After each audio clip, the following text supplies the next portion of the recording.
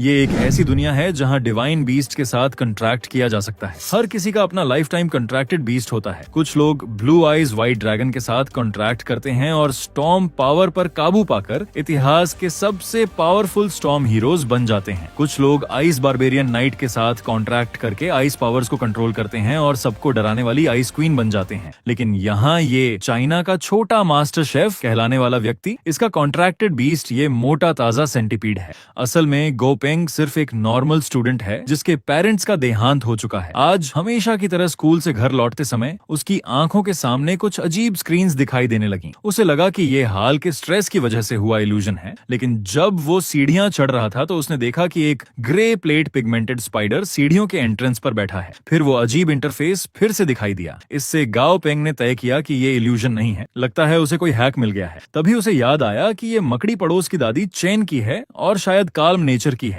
लेकिन अचानक मकड़ी उठी और उस पर झपट पड़ी। सन पेंग ने देखा तो तुरंत घर की ओर भागा, लेकिन मकड़ी ने अपनी फास्ट मूवमेंट से उसका पीछा कर लिया। तभी गाओ पेंग को याद आया कि सिस्टम ने कहा था कि इसकी वीकनेस आग से डरना है। उसने तुरंत अपना लाइटर निकाला और पूरी ताकत से मकड़ी पर फेंक दिया, लेकिन आग बहुत छोटी थी इसलिए कोई खास असर नहीं हुआ। अगले ही पल मकड़ी फिर से उस पर झपटी। जब गाओ पेंग लगभग अपने दरवाजे तक पहुंच ही चुका था तभी मकड़ी ने अपने पंजे फैलाकर उस पर छलांग लगा दी। उसी समय दरवाजा खुला और दाजी ने अपनी टेल से मकड़ी को कई मीटर दूर फेंक दिया। फिर वो गाओ पेंग के पास आकर खड़ी हो गई, जिससे गाओ पेंग का मोराल तुरंत बढ़ गया। ग्रे प्लेट पिगमेंटेड स्पाइडर ने देखा तो तुरंत भाग गया। तभी दाजी ने गाओ पेंग से कहा कि जल्दी से खाना बनाओ, मैं भूख से मर रही हूँ। गाओ पेंग ने उसके सिर पर हाथ फेरा और कहा कि अभी एक बड़ा खाना बनाता हूँ। फिर वो किचन में गया, हाथ में चाकू लेकर क्विंकुन र्यूमून स्लैश से तेजी से मीट काटने लगा। फिर सोल स्लैश से कैरेट को 4 टुकड़ों में काट दिया। 0.9 सेकंड्स बाद एक स्पेशल न्यूट्रिशन डिनर तैयार हो गया। दाजी ने सिर्फ एक बार सूंघा और उसके चेहरे पर तुरंत लालिमा छा गई। उसने तुरंत बोल को पकड़कर हड़पना शुरू कर दिया। तभी गाओ पेंग के सामने सिस्टम पॉप अप हुआ। जब वो दाजी के स्टैट्स चेक कर रहा था तभी उसने अचानक पाया कि दाजी की क्वालिटी एलीट लेवल तक बढ़ाई जा सकती है। ये जानना जरूरी है कि क्वालिटी ही बीस्ट की ग्रोथ पोटेंशियल तय करती है। क्वालिटी जितनी ऊंची होगी एबिलिटी उतनी ही ज्यादा होगी। तभी गाओ पेंग ने सोचा, अगर एलीट क्वालिटी तक पहुंच सकते हैं तो इसका मतलब है कि फ्यूचर में परफेक्ट क्वालिटी तक भी पहुंचा जा सकता है। गाओ पेंग ने तुरंत दाजी के अपग्रेड रिक्वायरमेंट्स खोले। Yin grass stone beads, thunderstruck wood का एक टुकड़ा, थंडर एलिमेंट कोर एक। गाओ पेंग के लिए पहली 2 मटेरियल्स कोई प्रॉब्लम नहीं थी, लेकिन इस थंडर एलिमेंट कोर के लिए कम से कम 10 क्रेडिट पॉइंट्स की जरूरत थी। हालांकि गाओ पेंग समहाउ अपग्रेड मटेरियल्स जुटा सकता था,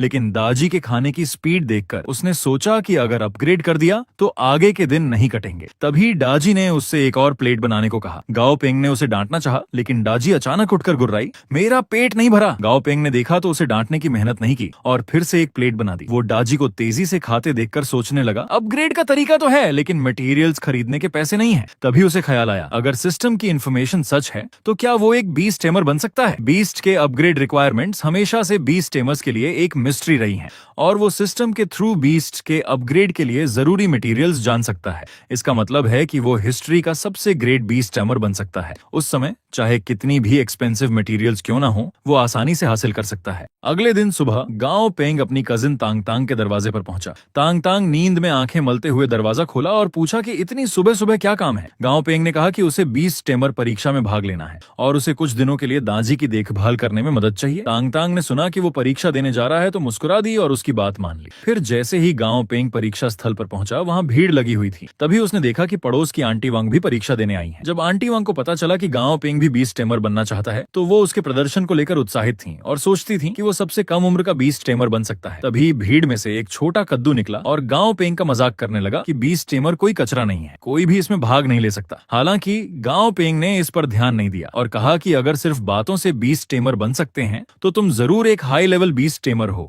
फिर उस छोटे आदमी ने गुस्से से कहा कि गाओ पेंग इंतजार करे। तभी परीक्षक फेंग शिव ने अनाउंस किया कि इस परीक्षा में लिखित और प्रैक्टिकल 2 फेज होंगे। बाद में बड़ी स्क्रीन पर बीस्ट टेमिंग वीडियो दिखाए जाएंगे और परीक्षार्थियों को वीडियो में जानवरों की जानकारी सही सही डिस्क्राइब करनी होगी। उसके बाद स्क्रीन पर एक डॉल्फिन जानवर दिखाई दिया। 10 सेकंड बाद वीडियो खत्म हो गया। परीक्षा हॉल में सभी उम्मीदवार हैरान रह गए, इतने कम समय में क्या देख पाएंगे। फेंग प्रेसिडेंट ने जोर से डांटा, जो कोई भी शिकायत करेगा परीक्षा हॉल से बाहर जाएगा। लेकिन वो छोटा आदमी पूरे कॉन्फिडेंस में था क्योंकि उसने पहले ही प्रश्न मिल गए थे और उसे पता नहीं था कि गाओ पेंग पहले ही अपना उत्तर लिख चुका था। उसने सिस्टम के माध्यम से स्टॉर्म डॉल्फिन के सभी स्टैट्स और फीचर्स के बारे में पहले ही जान लिया था। 1 घंटे बाद परीक्षा समाप्त हुई। फेंग प्रेसिडेंट ने पास कैंडिडेट्स की सूची की घोषणा शुरू की। वो छोटा आदमी पहले फेज में पास हो गया, लेकिन गाओ गांव पेंग का नाम नहीं पुकारा गया। इस नतीजे ने उसे हिला दिया। उसने सोचा कि क्या सिस्टम द्वारा दिए गए डेटा में कोई गलती है। तभी फेंक प्रेसिडेंट ने पूछा, गांव पेंग कौन है? गांव पेंग ने तुरंत हाथ उठाकर खड़ा हो गया। फिर फेंक प्रेसिडेंट ने मुस्कुराते हुए उससे कहा, लिखित परीक्षा में पूरे अंक पाने वाला कैंडिडेट इतना जवान है, सच में नायक जवानों में से निकलते हैं। ये सुनकर सभी कैंडिडेट्स शॉक्ड रह गए। इस लड़के ने लिखित परीक्षा में पूरे अंक पाए हैं। फिर गांव पेंग ने उस छोटे आदमी की तरफ साइड नजर से देखा। माफ करना, गलती से पूरे अंक मिल गए। उस छोटे आदमी ने उसके घमंडी रवैये को देखा तो गुस्से से दांत पीसने लगा। उसके बाद फेंक प्रेसिडेंट के नेतृत्व में कुछ लोग प्रैक्टिकल परीक्षा के हॉल में आए। फिर उन्होंने परीक्षा की कंटेंट की घोषणा की। आपको 1 सप्ताह के भीतर जानवर की क्वालिटी बढ़ानी होगी। परीक्षा अवधि के दौरान खर्च की गई सभी मटेरियल्स का भुगतान एसोसिएशन द्वारा किया जाएगा, लेकिन अगर क्वालिटी नहीं बढ़ाई जा सकी तो मार्केट वैल्यू के अनुसार कॉम्पेंसेशन देना होगा। फिर सभी ने एक एक करके अपने रूम कार्ड निकाले, लेकिन जब गांव पेंग की बारी आई तो बॉक्स में एक जानवर के साथ गड़बड़ थी। तभी आंटी वांग ने उससे पूछा कि उसे कौन सा कमरा मिला है। गांव पेंग ने मुस्कुराते हुए कहा कि उसे रूम नंबर 10 मिला है, लेकिन अगले ही पल वो पसीने पसीने हो गया। जिस जानवर की क्वालिटी बढ़ाने की जिम्मेदारी उसे दी गई थी वो था रॉटिंग वाटर ऐप, जिस पर कई बार एक्सपेरिमेंट किए जा चुके थे। लेकिन ऐसा जानवर जिससे टॉप लेवल के कॉन्ट्रैक्टर्स भी डरते थे, जन्म से ही लोहे के पिंजरे में कैद था। हर दिन उस पर क्रूर प्रयोग किए जाते थे। आखिरकार विकसित न हो पाने के कारण उसके मालिक ने उसे बेरहमी से त्याग दिया। ये दर्दनाक यादें हर दिन उसके नाजुक दिल को खा रही थीं। लेकिन गांव पेंग को देखते ही उसकी आंखों से आंसू आ गए। गांव पेंग ने उसके माथे पर हाथ फेरा और वादा किया कि वो उसे जरूर विकसित करेगा। फिर उसने रॉटिंग वाटर ऐप की प्रमोशन प्लान खोली और देखा कि 2 अलग अलग रास्ते हैं। नॉर्मल एवोल्यूशन के लिए बहुत सारी मटेरियल चाहिए, जो एग्जाम की लिमिट से ज्यादा थी, इसलिए उसने तुरंत ट्विस्टेड एवोल्यूशन चुना। फिर उसने जरूरी मटेरियल की लिस्ट बनाई। भाई जो ने लिस्ट देखी और पूछा, क्या तुम रॉटिंग वाटर ऐप को मारना चाहते हो? गांव पेंग ने कॉन्फिडेंट लुक दिखाया और कहा, बस मटेरियल तैयार करो। 3 दिन बाद कई लोग फेल होकर बाहर हो गए। कुछ तो मटेरियल सोच सोच कर अपने सारे बाल गंवा बैठे। वहीं गांव पेंग का काम बढ़िया चल रहा था। 3 दिन तक पॉइजन खिलाने के बाद रॉटिंग वाटर ऐप की मेंटल स्टेट एक शॉर्ट टर्म पीक पर पहुंच गई थी। अब सक्सेसफुल प्रमोशन के लिए सिर्फ एक आखिरी स्टेप बाकी था। गांव पेंग ने आगे बढ़कर उसे समझाया, मैं तुम्हें अब बाहर निकालता हूँ, लेकिन तुम्हें मेरी बात माननी होगी। फिर उसने पिंजरा खोल दिया, लेकिन रॉटिंग वाटर ऐप अचानक उसकी ओर दौड़ा और बच्चे की तरह उसकी छाती से सट गया। फिर गांव पेंग ने एक सफेद कपड़ा हटाया। सामने एक पूरा पुल सल्फ्यूरिक एसिड का पानी था। उसने रॉटिंग वाटर ऐप से कहा कि अंदर जाकर थोड़ी देर लेट जाए, इससे वो पूरी तरह बदल जाएगा। रॉटिंग वाटर ऐप ने अंदर एक बाल फेंका जो तुरंत राख में बदल गया। वो किसी भी कीमत पर नहाने को तैयार नहीं था। गांव पेंग ने उसके सिर पर हाथ फेरा और कहा, मैं तुम्हें पावर दे सकता हूँ, लेकिन तुम्हें कॉरेज दिखाना होगा। ये सुनकर रॉटिंग वाटर ऐप का मन डगमगाया। फिर उसने हिम्मत जुटाई और धीरे धीरे सल्फ्यूरिक एसिड के पूल में घुसा। जब उसका पूरा बॉडी पानी में डूब गया तो भारी मात्रा में ब्लैक स्मोक निकला। इससे छत का स्मोक अलार्म चालू हो गया। स्टाफ ने सोचा कि रूम नंबर 10 में आग लगी है और तुरंत लोगों को बुलाया। जब भाई जो ने दरवाजा खोला तो कमरे में सिर्फ गाढ़ा ब्लैक स्मोक भरा हुआ था। गांव पेंग ने पूछा, भाई जो तुम कैसे आ गए? भाई जो ने स्मोक अलार्म की तरफ इशारा किया और कहा कि उसने बहुत शोर मचाया है, इसलिए देखने आया है। गांव पेंग ने तुरंत माफी मांगी, मैं व्यस्त था, ध्यान नहीं दिया। तभी फेंक प्रेसिडेंट भी रूम नंबर 10 में आ गए और पूछा कि क्या हुआ है। भाई जो ने उनके कान में कहा कि ये गांव पेंग द्वारा मॉन्स्टर को ट्रेन करने से हुआ है। अगले ही पल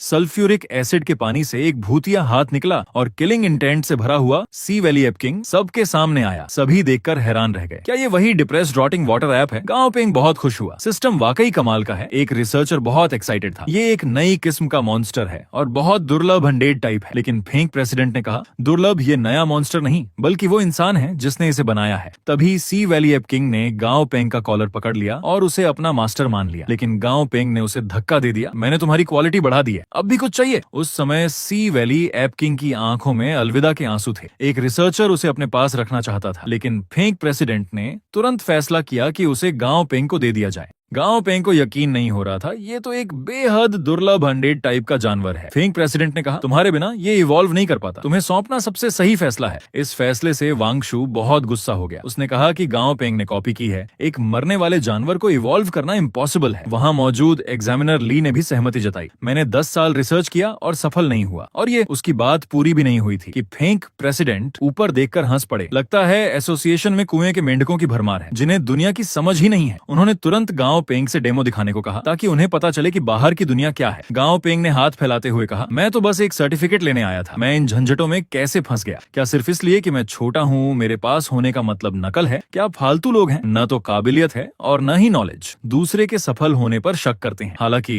रॉटिंग वाटर ऐप के नाम में पानी है, लेकिन इसके गुणों का पानी से कोई लेना देना नहीं है। फिर भी कुछ लोग सोचते हैं कि नाम में पानी है तो ये वाटर एलिमेंट है। कितने बेवकूफ हैं और उसे भारी मात्रा में वाटर और डार्क एलिमेंट मटेरियल खिलाया लाया जाता है, ये नहीं पता कि रॉटिंग वाटर ऐप की कमजोरी डार्क एलिमेंट है। वांग शू ने सोचा कि गांव पेंग बकवास कर रहा है, रॉटिंग वाटर ऐप की कमजोरी तो वुड एलिमेंट है। फेंग प्रेसिडेंट ने उसे समझाया, rotting water app would element से डरता है, लेकिन उसकी असली कमजोरी डार्क एलिमेंट है। ये भी परीक्षा का एक पॉइंट है। गांव पेंग जानता था कि रॉटिंग वाटर ऐप के शरीर में मिली जुली शक्तियां हड्डियों तक पहुंच चुकी हैं और उन्हें साफ करना मुश्किल है। इसलिए उसने उल्टा तरीका अपनाया। 3 दिनों तक रॉटिंग वाटर ऐप को अलग अलग तरह की अनडेड एलिमेंट मटेरियल खिलाई और साथ ही अनडेड बीस्ट कोर की स्टिमुलेशन से उसे सफलतापूर्वक सी बोन ऐप किंग में इवॉल्व किया। लेकिन गांव पेंग ने वहां मौजूद लोगों को चेतावनी दी कि वो इसे ट्राई न करें। वो नहीं चाहता कि बेवकूफों के गलत कामों की वजह से रॉटिंग वाटर ऐप की प्रजाति खत्म हो जाए। फेंग प्रेसिडेंट ने ये बात सुनकर तुरंत गांव पेंग को एडवांस्ड बीस्ट टेमर सर्टिफिकेट देने का फैसला किया। फिर उसने वांग शू की ओर मुड़कर पूछा, तुम्हें क्या लगता है? मुझे नहीं पता कि तुमने चुपके से एग्जामिनर ली के साथ मिली भगत की है। ये सुनकर वांग शू के पसीने छूट गए। तभी भाई जो सामने आया और गवाही दी कि एग्जामिनर ली ने जानबूझकर इस परीक्षा की लिस्ट में हेरफेर की थी और उसने वांग शू से रिश्वत भी ली थी। सबूत जानवरों के ट्रांसफर रिकॉर्ड में है, जिसकी जांच की जा सकती है। ये कहते ही फेंग प्रेसिडेंट ने तुरंत ऐलान किया, कैंडिडेट वांग शू ने गंभीर धोखाधड़ी की है। उसकी 20 टेमर परीक्षा में भाग लेने की योग्यता हमेशा के लिए खत्म की जाती है। पूर्व एग्जामिनर ली जिंग को 20 टेमर एसोसिएशन से निकाल दिया गया है और भविष्य में कभी भी नियुक्त नहीं किया जाएगा। ये फैसला मौत की सजा जैसा था, जिसने वांग शू का दिल तोड़ दिया। उसके बाद फेंग प्रेसिडेंट गाओ पेंग को अपने ऑफिस में ले गए। वो चाहते थे कि गाओ पेंग चांगान शहर की तरफ से वर्ल्ड 20 टेमर चैंपियनशिप में हिस्सा ले। फिर उन्होंने जोश में कहा, अगर तुम भाग लो तो तुम जरूर बहुत अच्छा करोगे। लेकिन गाओ पेंग को इस कॉम्पिटिशन में कोई खास दिलचस्पी नहीं थी। लेकिन जब फेंग प्रेसिडेंट ने कहा कि टॉप 10 को कम से कम 10,000 क्रेडिट पॉइंट मिलेंगे, तो गांव पेंग तुरंत उठकर भाग लेने को तैयार हो गया। पैसा कोई मायने नहीं रखता, असली बात देश के लिए सम्मान जीतना है। फिर गांव पेंग ने अपना सर्टिफिकेट लिया और सी बोन ऐप किंग को एसोसिएशन से बाहर ले गया। जब गांव पेंग आदाई को लेकर घर लौट रहा था, आदाई ने अचानक उसे एक तरफ धकेल दिया और आगे बढ़कर एक बैंगनी बिजली को रोक लिया। गांव पेंग ने कहा, घबराओ मत, हमारे घर वाले हमें लेने आए हैं। लेकिन जब उसने दाजी की मोटी तगड़ी शक्ल देखी तो वो चकरा गई। क्या ये बैंगनी रंग का फजी बग मेरा बीस्ट है? जब कजिन उसे गले लगाने आगे बढ़ी तो गांव पेंग ने तुरंत पूछा, तुमने दाजी के साथ क्या किया? बहन मुस्कुराकर बोली, पहले दाजी बहुत पतला लगता था, इसलिए मैंने उसे बहुत सारी अच्छी चीजें खिलाई। देखो अब कितना हेल्दी और ताकतवर लग रहा है। तुम्हारी बहन कमाल है ना। तभी आदाई ने दाजी के पेट के चर्बी के घेरे की तरफ देखा और फिर उसे अपनी 8 पसलियां दिखाई। फिर गांव पेंग ने बहन को एग्जाम पास करने की बात बताई कि न सिर्फ उसे स्पेशल एडवांस्ड सर्टिफिकेट मिला, बल्कि फेंग प्रेसिडेंट ने आदाई भी उसे दे दिया। ये सुनकर बहन हैरान रह गई। क्या ये वही छोटा भाई है जो सिर्फ अपने बारे में सोचता था? फिर उसने गांव पेंग को प्यार से देखते हुए कहा, क्योंकि तुमने इतना अच्छा किया है, इसलिए बहन की तरफ से तुम्हें कुछ इनाम मिलेगा। उसने एक 20 टेमर सेक्रेटरी का कॉन्ट्रैक्ट उसे दिया। गांव पेंग ने पूरी रात प्रैक्टिस करके खुद को और दाजी को कॉन्ट्रैक्ट से बांध लिया। जब वो सोच रहा था कि बहन का असली परिचय क्या है, तभी मोटा दाजी मेज पर लेटकर बोला, जल्दी जाकर खाना बनाओ, मुझे भूख लगी है। गांव पेंग ने दाजी को डांटा कि वो अब बहुत मोटा हो गया है, एक बैंगनी छोटे सुअर की तरह। उसने आदाई से आईना लाने को कहा। दाजी ने आईने में अपना चेहरा देखा और डर कर पत्थर जैसा सख्त हो गया। फिर सुन्न सा जमीन पर लेट गया। गांव पेंग ने कहा कि अगले कुछ दिन जमकर डाइटिंग करनी होगी। वो एक उड़ने वाली मोटी सेंटीपीड नहीं पालना चाहता। अगले दिन बहन ने गांव पेंग को अपनी छोटी सी कंपनी में काम करने के लिए बुलाया। लेकिन गांव पेंग ने देखा कि ये तो शहर के सबसे महंगे एरिया में है,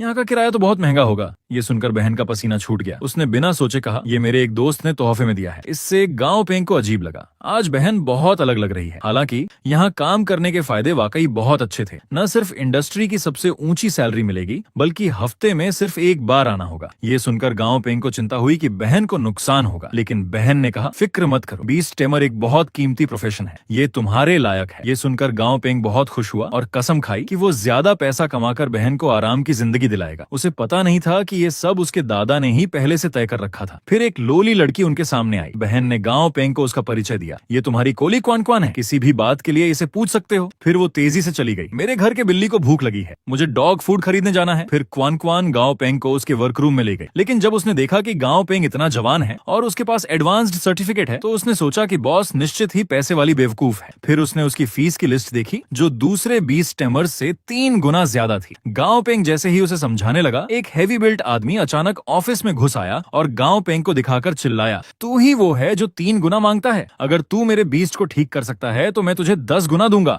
लेकिन गांव पेंग ने कहा कि 3 गुना काफी है क्योंकि तुम मेरे पहले क्लाइंट हो। मिस्टर मा का मूड फालतू बातों का नहीं था, बस जेड बीस्ट ठीक हो जाए, कुछ भी कीमत चुकाने को तैयार हूँ। गांव पेंग ने कहा जल्दी मत करो, पहले जेड बीस्ट दिखाओ तभी सही जवाब दे पाऊंगा। मिस्टर मा ने एक बेहोश सी पर्पल लाइटनिंग माउस निकाली। गांव पेंग ने सिस्टम से उसके स्टेट्स चेक किए तो अचानक वार्निंग पॉपअप हुई। गांव पेंग ने तुरंत पूछा तुमने इस माउस को क्या खिलाया है? मिस्टर मा ने बताया कि वो उसे म्यूटेशन इवॉल्व करवाना चाहता था, इसलिए उसे एक ब्लड जेड मशरूम खिलाया था। वजह पता चलते ही सिस्टम ने बेस्ट इलाज प्लान बना दिया। गांव पेंग ने क्वान क्वान को मटेरियल तैयार करने को कहा। फिर वो पर्पल लाइटनिंग माउस की तरफ मुड़ा और बोला मैं यहाँ हूँ, तुम फेल हो ही नहीं सकते। फिर उसने कसाई वाला यूनिफॉर्म पहना, माउस को चॉपिंग बोर्ड पर दबोचा और चाकू निकालकर उसका इलाज शुरू कर दिया। वहां मौजूद दोनों देखकर पसीने पसीने हो गए। क्या तुम इसे मारने नहीं जा रहे? अगले ही पल गांव पेंग ने माउस को प्रेशर कुकर में डाल दिया, 2 बार हलचल की और 1 चम्मच माउस सूप निकालकर उनसे छकने को कहा कि नमक ठीक है या नहीं। फिर गांव पेंग ने समझाया मजाक था, तनाव कम करने के लिए। ये पर्पल लाइटनिंग माउस की खास दवा है, गर्म करने से दवा जल्दी एब्जॉर्ब होती है। फिर उसने ढक्कन बंद किया और बोला अब 10 मिनट और पड़ा रहने दो, तभी दवा पूरी तरह काम करेगी। 10 मिनट बाद भी कुकर में कोई हलचल नहीं हुई। मिस्टर मा घबरा गए, कहीं ज्यादा देर तो नहीं पक गया। उनकी बात खत्म होते ही प्रेशर कुकर सीटी बजाने लगा और ढक्कन हवा में उड़ गया। Purple lightning mouse purple lightning blood mouse में बदल गई थी, और वो भी परफेक्ट क्वालिटी की ड्यूल टाइप। जब मिस्टर मा उसे उठाकर खुश हो रहे थे, गांव पेंग ने बिल निकाला और बोला पहले पेमेंट करो। फिर उसने क्वान क्वान से कहा कि ऐसा ही एक सेट तैयार करके उनके घर भेज दो। मिस्टर मा ने कहा कि उनके पास एक और जेड बीस्ट है, क्या गांव पेंग कल टाइम दे सकता है? वो 4 गुना फीस देने को तैयार है, लेकिन गांव पेंग ने मना कर दिया क्योंकि कल स्कूल है और उसे होमवर्क करना है। ये सुनकर दोनों हैरान रह गए, आजकल के स्टूडेंट्स इतने खतरनाक होते हैं। इसी बीच चचेरी बहन अपने हाथ में रेयर मेटल कोर एडमायर कर रही थी। उसने फैंटम ड्रैगन ब्रेथ को कहा कि कोर गांव पेंग के घर पहुंचा दे। फैंटम ड्रैगन ब्रेथ गांव पेंग के कमरे में घुसा और जीभ से कोर बाहर निकालकर गिरा दिया, जो सीधे दाजी के सामने आ गिरा। दाजी ने बिना सोचे उसे निगल लिया। जब वो स्वाद ले रहा था तभी उसका शरीर बेचैन हो गया। वहां खड़ा आदाई कुछ समझ नहीं पाया और गांव पेंग घर लौट रहा था, हाथ में आदाई के एवोल्यूशन मटेरियल लिए हुए। वो सोच ही रहा था कि दाजी के लिए रेयर मेटल कोर का क्या करे, तभी घर से आदाई की चीख सुनाई थी। गांव पेंग ने मटेरियल फेंका और घर की ओर दौड़ा। जब वो घर पहुंचा तो दाजी मुंह से झाग निकालता हुआ जमीन पर लुढ़क रहा था। गांव पेंग ने सिस्टम में देखा कि दाजी इवॉल्व हो रहा है। वो सोच ही रहा था कि उसे इतनी महंगी चीज किसने खिला दी। तभी उसकी चचेरी बहन डरी सी घर आई। गांव पेंग को सब समझ आ गया। उसने पूछा बहन ये क्यों किया, कम से कम पहले बता देती। बहन ने धीरे से कहा अगर पहले बताती तो तू मानता। फिर गांव पेंग का बचा हुआ मटेरियल रखकर तेजी से चली गई। गांव पेंग ने दाजी के सिर पर एक थप्पड़ मारा, आगे से कुछ भी मत खाना पेटू। लेकिन क्योंकि दाजी का एवोल्यूशन शुरू हो गया था तो अब उसे तेजी से लेवल अप करने में मदद करनी थी।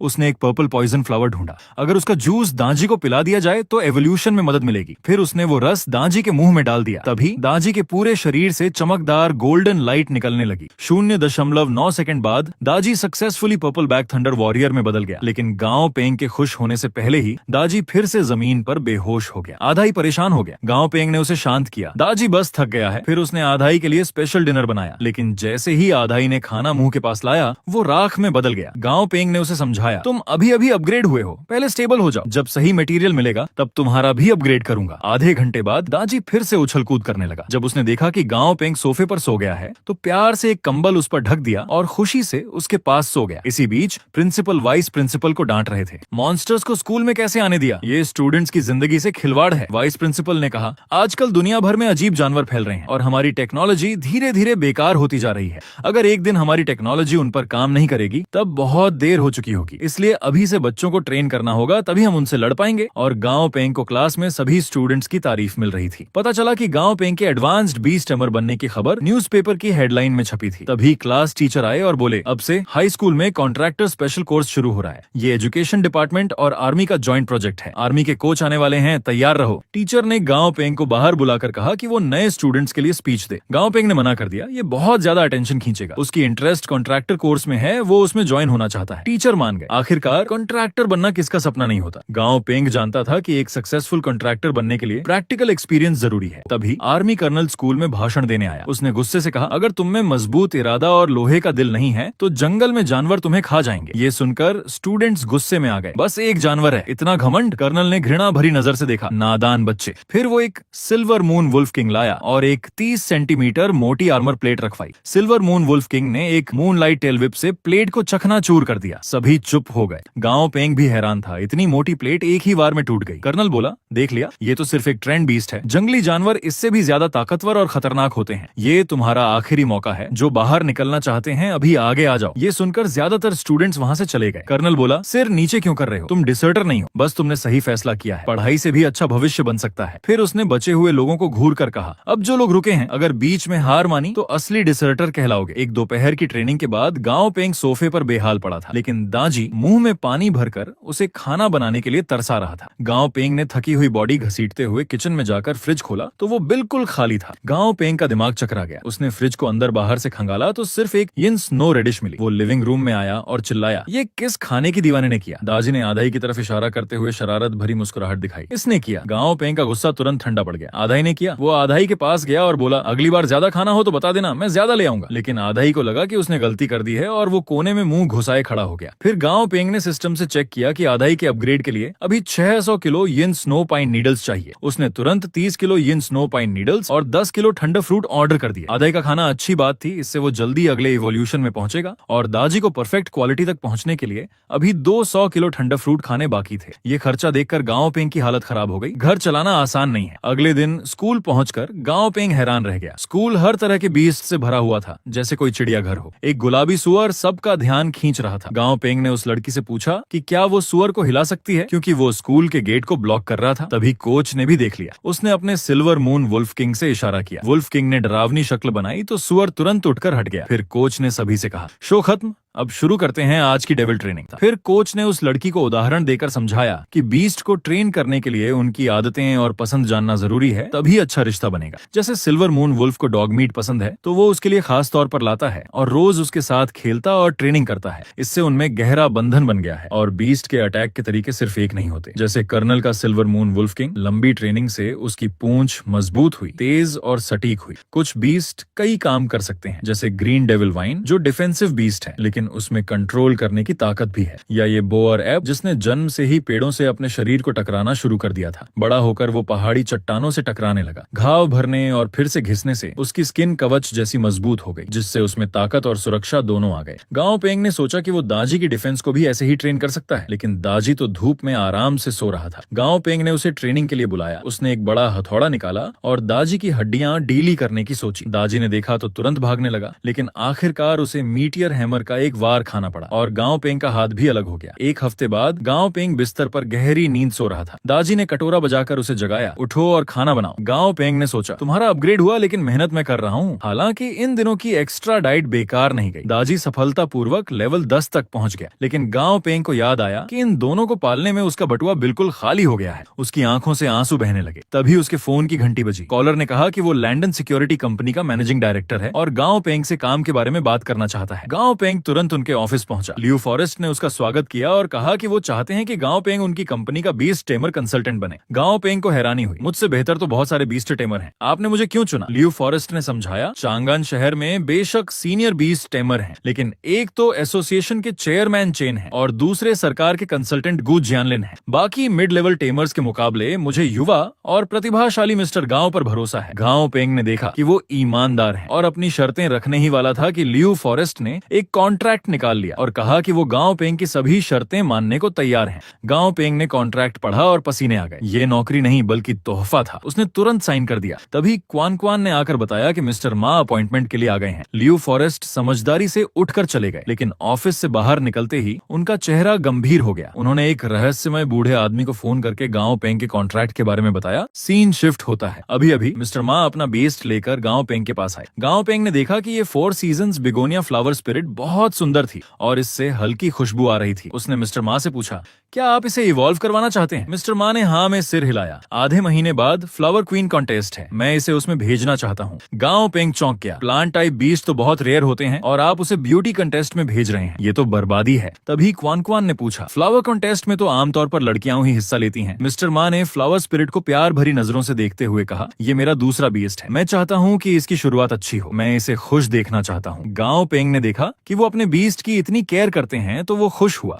उसने वादा किया कि एवोल्यूशन जरूर सफल होगा, लेकिन पुराना रूल है 3 टाइम्स फी, 1 पैसा भी कम नहीं। फिर उसने क्वान क्वान को मटेरियल तैयार करने को कहा। जब सारा मटेरियल आ गया तो गांव पेंग ने दोनों को बाहर निकाल दिया। मेरे काम में इंटरफियर मत करो। लेकिन मिस्टर मा ने एक झलक देख ही ली। गांव पेंग एक सिरिंज लिए डेविलिश स्माइल के साथ खड़ा था। फ्लावर स्पिरिट देखकर कांप गया। फिर गांव पेंग ने सिरिंज उसके हिप में घोंप दी। मिस्टर मा ने देखा तो गांव पेंग को मारने दौड़े, लेकिन क्वान क्वान ने बीच में रोक लिया। तभी गांव पेंग ने उन्हें अंदर बुलाया। आओ कुछ नया देखो। 4 सीजन्स, बिगोनिया, फ्लावर स्पिरिट, लीसा बूबू में बदल चुकी थी। मिस्टर मा खुशी से उछल पड़े और गांव पेंग को गले लगाने लगे। इसी बीच जंगल से एक इनोसेंट सा पेंगोलिन निकला। उसने आसपास मशरूम्स देखे तो मुंह में पानी भर आया, लेकिन तभी पेड़ों से भारी मात्रा में मकड़ी के जाले निकलकर उसे जकड़ लिया। पेंगोलिन ने गोल्डन व्हर्लविंड का इस्तेमाल करके जालों को काटना शुरू किया, लेकिन मकड़ियां इतनी ज्यादा थीं कि आखिरकार पेंगोलिन उनका शिकार बन गया। गांव पेंग इन स्नो पाइन नीडल्स खरीदने एक शॉप पर गया तो दुकानदार ने कहा कि वो तो बहुत पहले ही बिक चुका है। गांव पेंग को यकीन नहीं हुआ, पर एक गार्डन तो है जो मटेरियल सप्लाई करता है। दुकानदार ने टैबलेट दिखाते हुए कहा,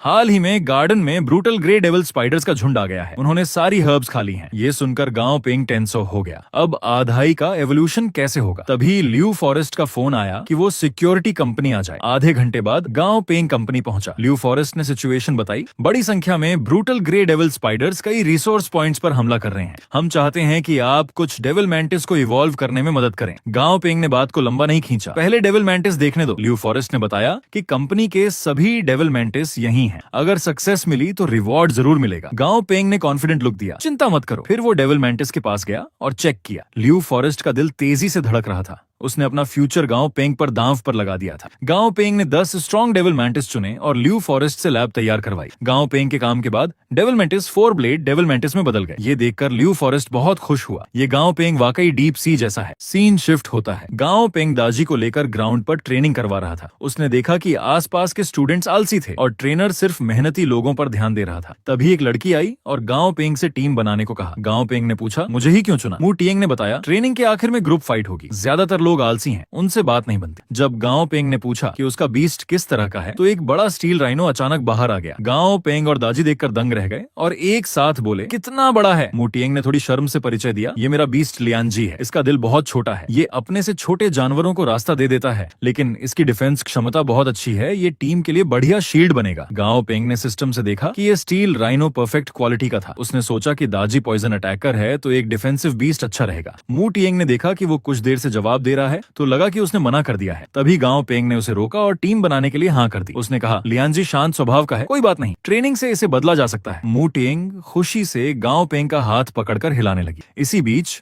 आर्मी वाले ब्लैक मिरर फॉरेस्ट के बाहर आए। उनका मकसद क्रूर ग्रे डेविल स्पाइडर की रानी को मारना था। अगर कामयाबी मिली तो उन्हें बड़ा इनाम मिलेगा। तभी जंगल में भारी हलचल हुई। डेविल मैंटिस डर के मारे कांपने लगे। दूर से देखने पर एक डरावना गुस्से वाला विशाल ऐप दिखाई दिया। ल्यू फॉरेस्ट देखकर हैरान रह गया। ब्लैक मिरर लॉर्ड यहाँ क्यों है? ब्लैक मिरर लॉर्ड की चीख सुनकर सभी कॉन्ट्रैक्टर्स घबरा गए। कर्नल ने देखकर ठंडी हंसी हंसी और अपना किलर स्वॉर्ड स्पिरिट बुलाया। अगले ही पल स्पिरिट और ब्लैक मिरर लॉर्ड का युद्ध शुरू हो गया। स्पिरिट ने अपनी आग की लपटें छोड़ी, लेकिन उस पर कोई असर नहीं हुआ। हालांकि ब्लैक मिरर लॉर्ड ने पलटकर हमला नहीं किया और जंगल की तरफ चला गया। सभी ने राहत की सांस ली। फिर सोंग की टीम क्रूर ग्रे डेविल स्पाइडर के घोंसले तक पहुंची। सोंग ने सभी को लड़ाई के लिए तैयार होने को कहा। तभी ढेर सारे स्पाइडरों ने जाले फेंके। एक सदस्य ने थॉर्नी फ्लावर स्पिरिट को थॉर्न आर्मर इस्तेमाल करने को कहा ताकि डिफेंसिव बीस्ट्स की सुरक्षा बढ़े। फिर सोंग ने अपना फायरबॉल माउस निकाला। माउस ने फ्लेम थ्रो से हमला करके कई स्पाइडरों को जला दिया। तभी सोंग को गुफा के अंदर से लड़ाई की आवाज सुनाई दी। उसने तुरंत टीम को वहां जाने का आदेश दिया। जब वे गुफा के अंदर पहुंचे तो ल्यू फॉरेस्ट अपनी टीम के साथ रानी स्पाइडर को घेर रहा था, लेकिन सबके मिले जुले हमलों का भी रानी पर कोई असर नहीं हुआ। सोंग को बुरा एहसास हुआ, कुछ गड़बड़ है। ल्यू फॉरेस्ट ने आदेश दिया कि सब रानी की आंखों पर हमला करें। हैरानी की बात ये काम कर गई। फिर एक डेविल मैंटिस ने क्रॉस स्लैश किया, लेकिन तभी रानी स्पाइडर पागलों की तरह चिल्लाई। इस चीख से सबके कान नाक से खून बहने लगा।